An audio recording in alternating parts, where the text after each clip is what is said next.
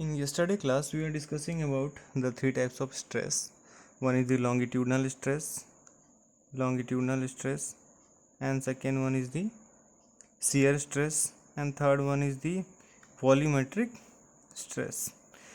Today, we will discuss about the different types of strain और what is strain. मतलब initially हम लोग discuss करेंगे स्ट्रेन क्या होता है, उसके डिफरेंट टाइप्स क्या होते हैं. तो स्ट्रेन क्या होता है? जब भी आप किसी ऑब्जेक्ट के ऊपर प्रेशर या फोर्स लगा रहे होते हो. सपोज ये एक बोतल है, राइट. इस बोतल पे अगर मैंने चारों ओर से इन दोनों तरफ से फोर्स लगा दिया तो क्या होगा? बाद में बोतल यहाँ से डिफॉर्म हो जाएगा. सो दिस डिफॉर्मेशन, ये जो डिफॉर्मेशन हो रहा है यहाँ पे, इसी डिफॉर्मेशन को हम लोग बोलते हैं स्ट्रेन. स्ट्रेन मतलब क्या होता है? डिफॉर्मेशन. एग्जैक्टली अगर टेक्निकल चीज देखा जाए, so strain is the deformation. So any deformation corresponding to any deformation corresponding to a stress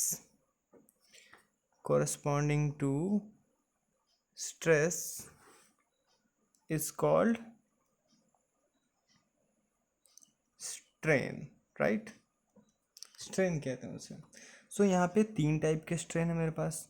पहला है लॉन्गिट्यूडनल स्ट्रेन. तो लॉन्गिट्यूडनल स्ट्रेन क्या होता है कि डिफॉर्मेशन अलोंग द लेंथ.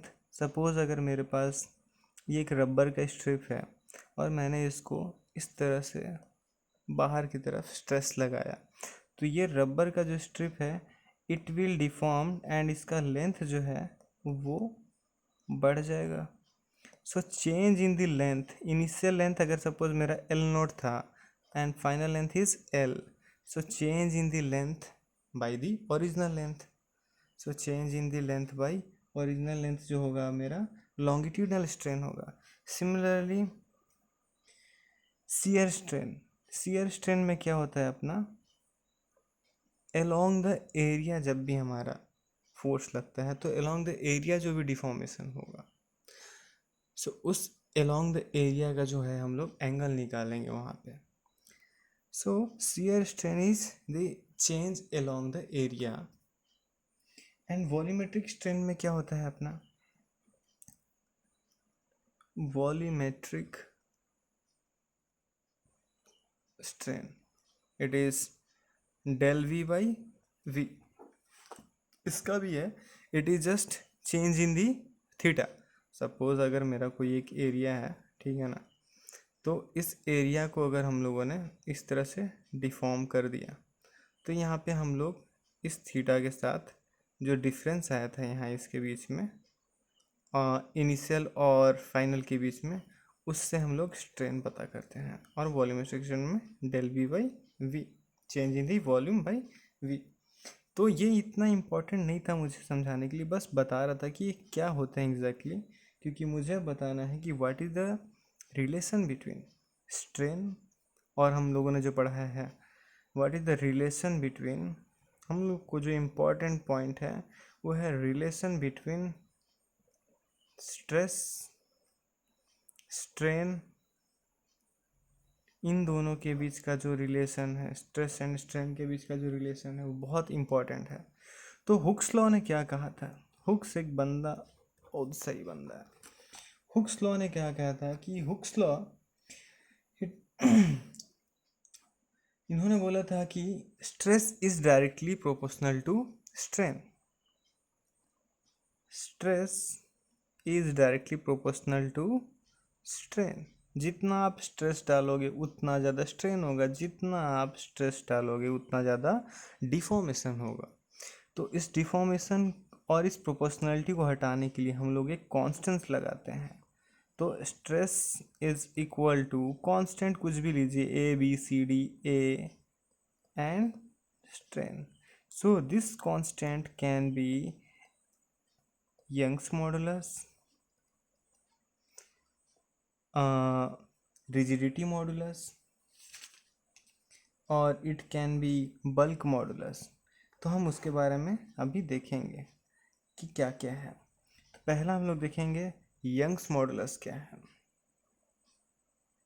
ये जो कांस्टेंट है ये मॉडुलस होगा।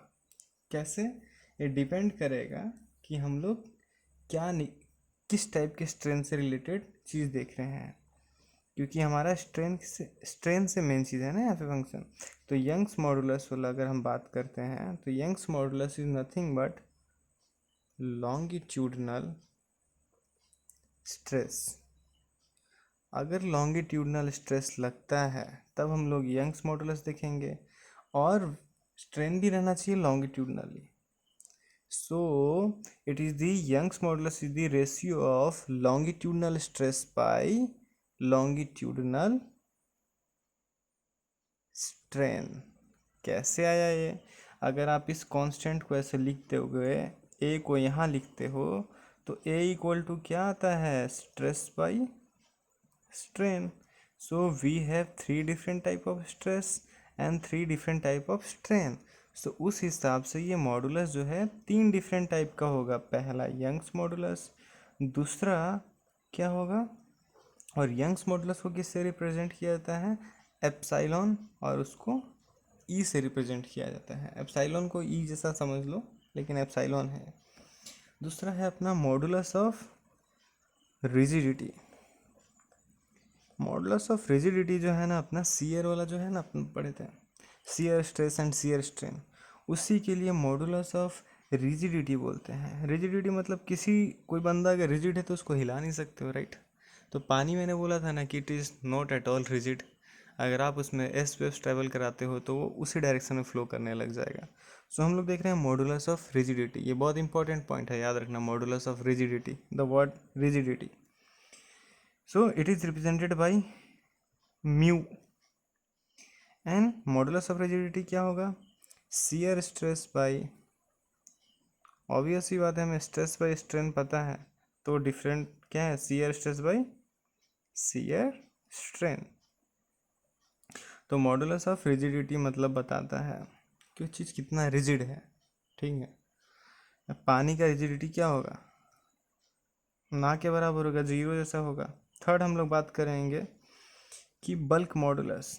पानी का क्यों मैं बोला कि कम होगा? अगर पानी को ऐसे धक्का देते हो तो क्या हो? पूरा का पूरा ही डिफॉर्म हो जा रहा है ना भाई। पानी पानी उसी डायरेक्शन में चला गया। इसके बाद बात करेंगे बल्क मॉडुलस। तो बल्क मॉडुलस को हम लोग के से रिप्रेजेंट करते हैं। याद रखना है सिंबल एप्साइलॉन यंग्स मॉडुलस के लिए, mu modulus of rigidity, and के बल्क मॉडुलस के लिए। It is volumetric stress by volumetric strain, ठीक है? अब बल्क मॉडुलस क्या बोलता है कि सपोज अगर मेरे पास एक फुटबॉल है, ठीक है, और उसको मैंने चारों ओर से प्रेशर डाला है, तो बल्क मॉडुलस बताता है कि ये चीज़ अपने आप में, अगर सपोज इसका अगर वॉल्यूम चेंज हो जा रहा है, इसका मतलब एक कंप्रेस हो जा रहा है।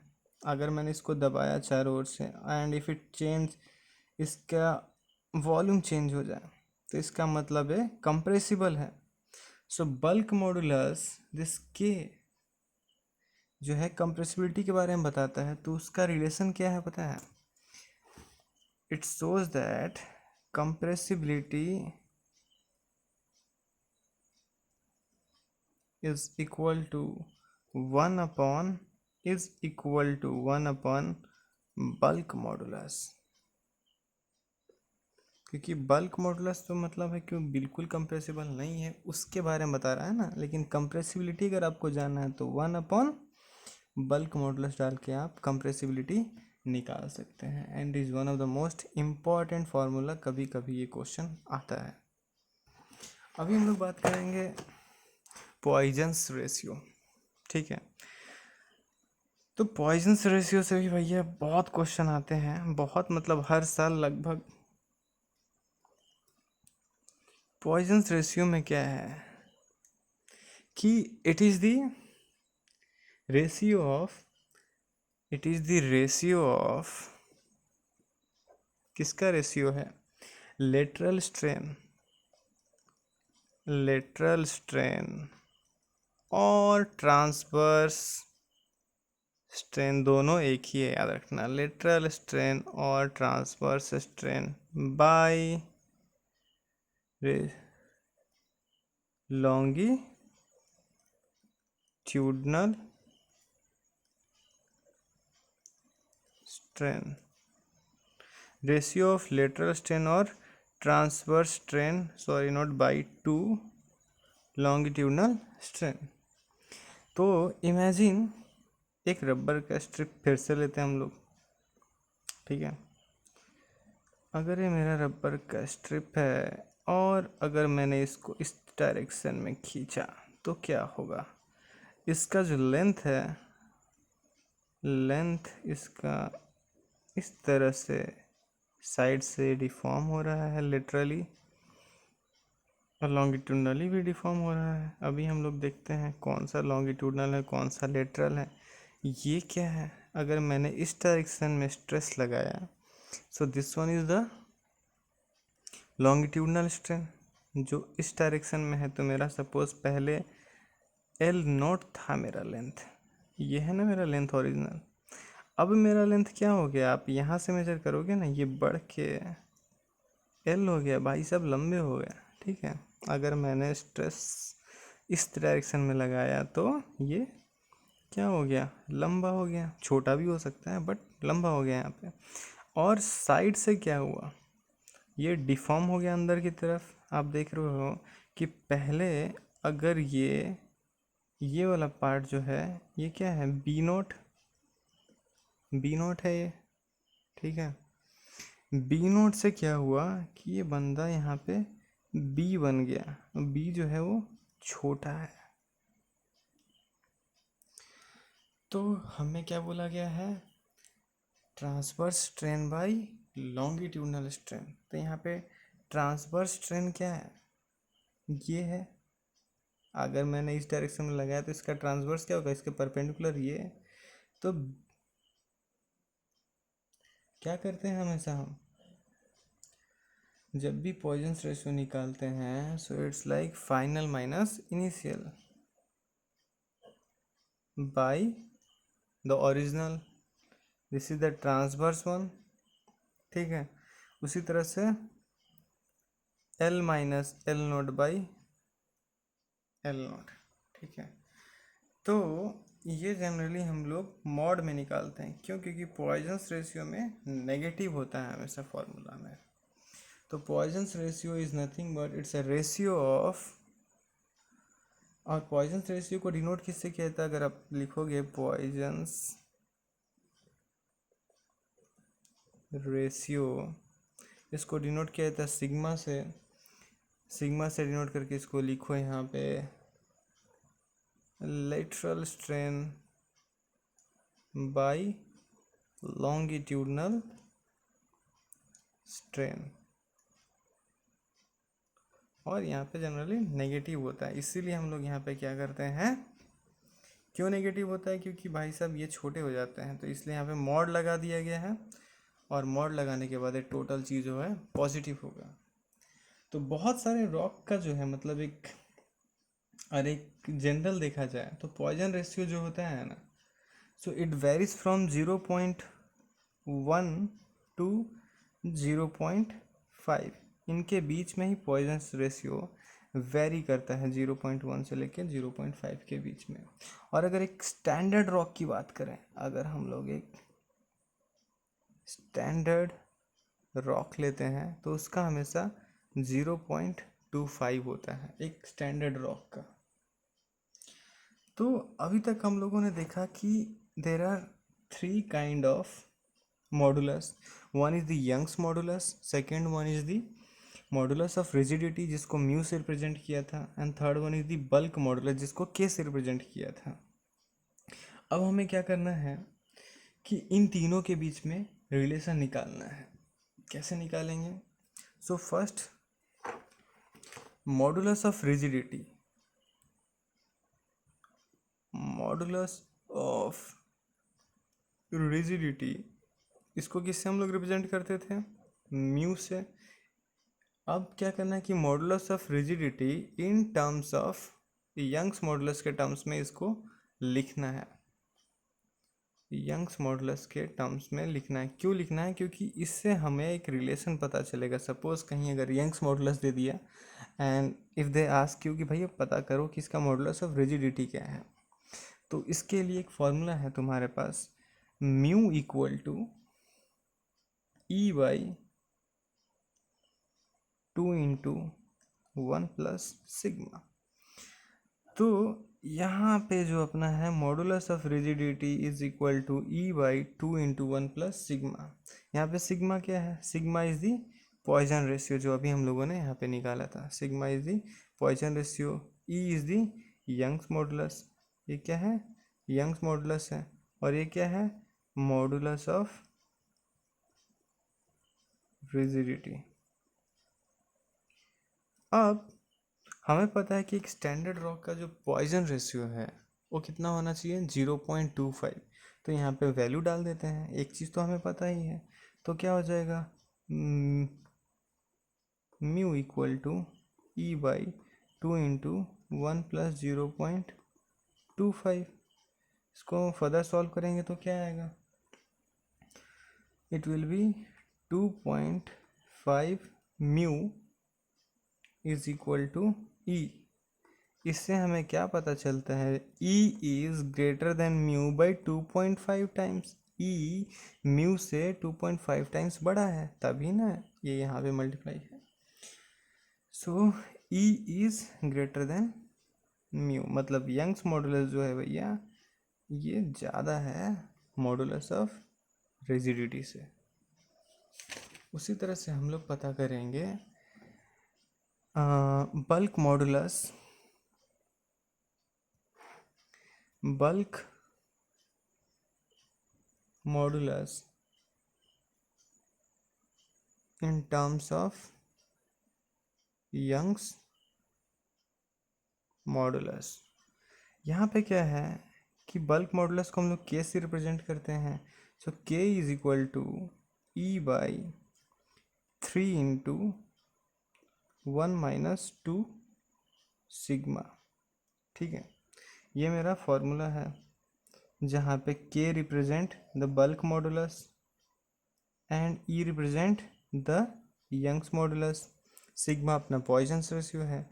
अगर सिग्मा की वैल्यू डाल के अगर हम लोग देखेंगे तो क्या आएगा, 1.5 के इक्वल टू ई। यहाँ भी ई के से बड़ा है but only 1.5 times. So E is greater then के बट ओनली 1.5 टाइम्स। तो इसका मतलब के जो है इस म्यू से बड़ा है ना, क्योंकि म्यू तो 2.5 टाइम्स छोटा था इससे। तो अगर कोई पूछ दे कि सबसे बड़ा कौन सा है, so it is Young's modulus, then it is bulk modulus, and then in last it is modulus of rigidity. इस तरह से इनका ऑर्डर है।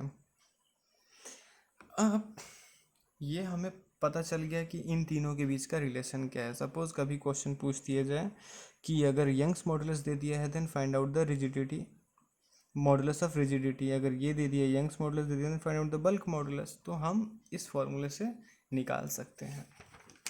लेकिन अभी हम लोग देखेंगे एक है सबसे important terminology which is lamb constant. तो लैम्ब कांस्टेंट जो है ना, लैम्ब कांस्टेंट, इसको रिप्रेजेंट करते हैं लैम्डा से। ठीक है, सो लैम्डा का एक फॉर्मूला है, lambda is equal to, lambda को हमेशा हम लोग क्या करते हैं, E sigma 1 plus sigma 1 - 2 sigma. मैं लैम्ब कांस्टेंट अगले लेक्चर में समझाता हूँ, लेकिन तभी अभी के लिए जो इम्पोर्टेंट फार्मूला है वो देख लीजिए। Lamb constant in terms of Poisson ratio, in terms of Poisson's ratio.